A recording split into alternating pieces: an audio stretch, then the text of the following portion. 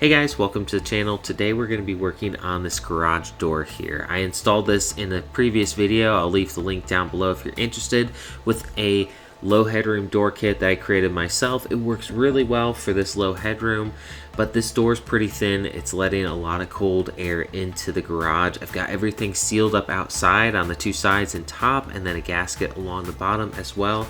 So not a lot of wind is blowing through. It's more just the cold air kind of radiating off of the metal. It's cooling down this whole room. So I've got some spray foam here and some insulation board. I'm going to be cutting this insulation board to fit each one of these panels, and they have a channel on either side of this panel. One side I'll be able to sort of slide the insulation board into. The other side, this stuff doesn't bend, so I'll have to cut it a little bit short and fill up whatever gaps there are with spray foam, and that will seal it up the rest of the way. Now for the first two panels, I tried to cut it as tight as I could, and that just ended up being more trouble than it was worth. And so as I went along, I ended up cutting it about a 1/4 inch smaller so that I can have about an 1/8 inch to 1/4 inch gap around all the edges, and that easily slides into place, and then I can seal that up with spray foam. Once I've cut the insulation board and test fitted it, I'll pull it back out and put some spray foam around all the edges and try to fill up some of those gaps that the insulation board isn't going to be able to reach into. And so I'll fill that all up with spray foam, hammer this into place. Like I said, the first two were tighter than I wanted them to be. I ended up cutting the rest thinner so that I could easily fit it into place. Once the insulation board is in, I'll go back again and seal up all of the gaps around the edges and any voids that the insulation board didn't fill up, and I'll fill those completely with spray foam. To cut the insulation board, I'm using a utility knife with a brand new razor blade on it so that it cuts as clean as possible. I'll use a straight edge and cut all the way through as far as the blade will go. Then you just bend the insulation board until it snaps, and it snaps cleanly along that line.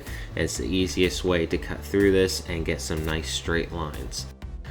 Once I started cutting these panels a little bit smaller so that they easily fit into place, I ended up putting a little bit of spray foam, not a ton, but a little bit on the back of each of these panels so that I can sort of use that as glue to hold them in place. But this spray foam does expand, and it would push those panels away from the door until it's fully dried. And so once I put this one in, you'll notice I screw a board at the top of the frame above the door and then clamp it down at the bottom of one of the bottom panels, and that holds these panels in place while that spray foam expands and puts pressure on it. And you'll see in just a minute that once I get to some of the lower panels, there's not as much to hold this in place, and I can't really clamp anything to the bottom panels because they're full of insulation. So I ended up cobbling something together that looked completely ridiculous, but it 100% worked and held everything in place while that spray foam dried.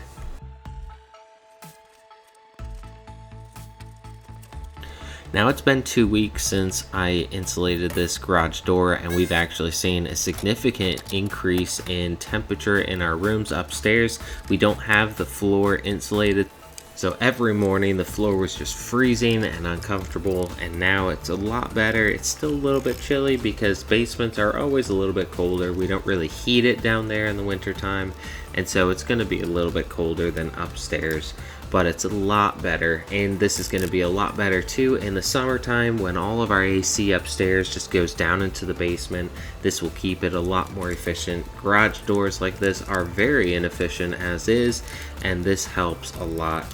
Now you can just go ahead and buy a brand new door that's already insulated, but they are going to be significantly more expensive than the uninsulated versions, and that doesn't really help you that much if you already have a door that's not insulated. So this is a great option. They also have kits that you can buy that are made for these garage doors, but some of them don't really insulate that well, and I know this insulation board works well, and once I have this all sealed up, I've already seen a significant increase in efficiency in our basement and holding in the temperature.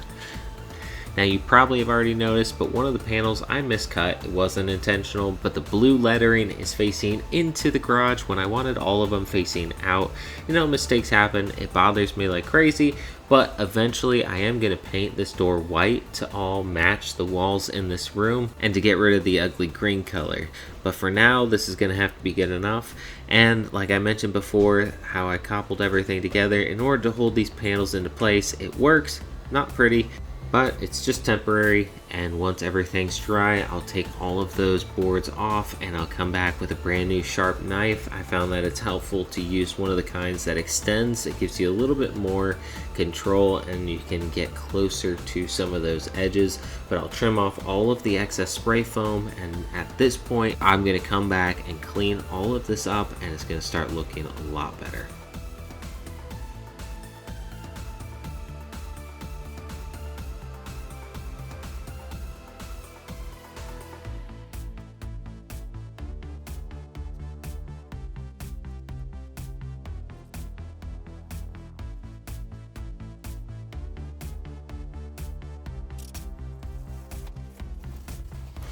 Alright guys, I hope you enjoyed this one or found it helpful. If you did and this helped you out, leave a comment down below and let me know. I'd love to hear from you guys. And if you are interested in any of the products that I used here or wondered what they are, I'll leave the links down in the description and attached to this video as well. Now don't forget to hit that like button down below and subscribe to the channel if you have not already. Thanks so much for watching guys, good luck with your project, and I'll see you in the next one.